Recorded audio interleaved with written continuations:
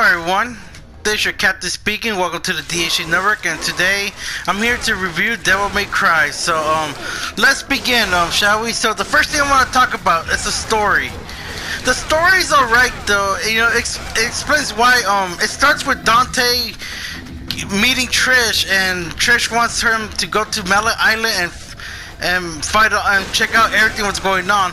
However, though, Trish was a servant of Mundus, so it's literally having Dante to do all these tasks and not knowing what she's been up to and all that. So, Dante does meet a couple of bosses from Phantom to Nightmare, but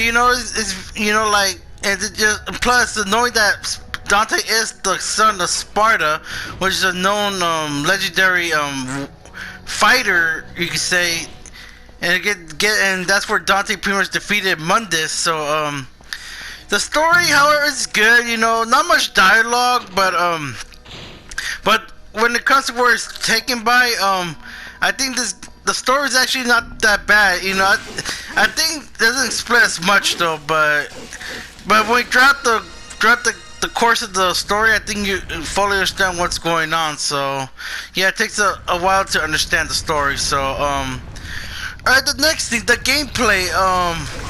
When you play the gameplay, you're into combat. You know, like either you use your sword or your firearms, such as handguns, shotguns, and grenade launchers. So and you fight against a variety of enemies, from puppets to witches, sure, even from other creatures such as Shadow or Death. So it's pretty interesting because, you know, there's a lot of enemies in this game, and plus and it's very challenging. Depends on what kind you fight. So it's pretty good to fight, especially when you fight against bosses, not once, not twice, but 3 times. So that makes the game even more interesting, you know, like, and keep things fresh. So I think it's the best way to do it. So the next thing, the features, the features that this game has is like they use from other variety of weapons, such as, you know, like swords and gauntlets, to other handheld weapons, but that's what makes it good. But also another thing to mention is, like, it has feature like currencies. It's kind of like similar to that God of War, but this game came out before God of War. So and plus it features a shop where you can get your upgrades and your items. That's what, like, a good way to spice things up. So I think the developers did a great job on this, and plus, and other features such as like upgrades and doing new moves. Because I think they, how can I say, and plus other things like the Devil Trigger, which is kind of like the rage mode in God of War, but it depends on what weapon you're using. So so I think that's another thing they did good at. So and also objective wise, you know, like what missions you normally do.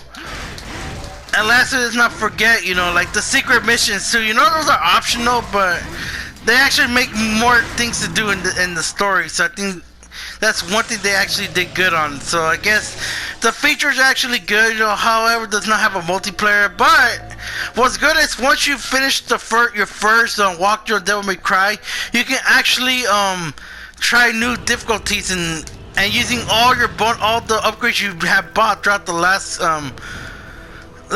course of the game. So even though the difficulty gets harder, but it gets even better. So I think I kind of like that, because like just starting off with no upgrades kind of makes it bland. So so I think it's better to have it that way. So I think it's a great way to spice things up, but make the game much better. So I think that's a good way to make the game much better, like keep it fresh, keep all your weapons. So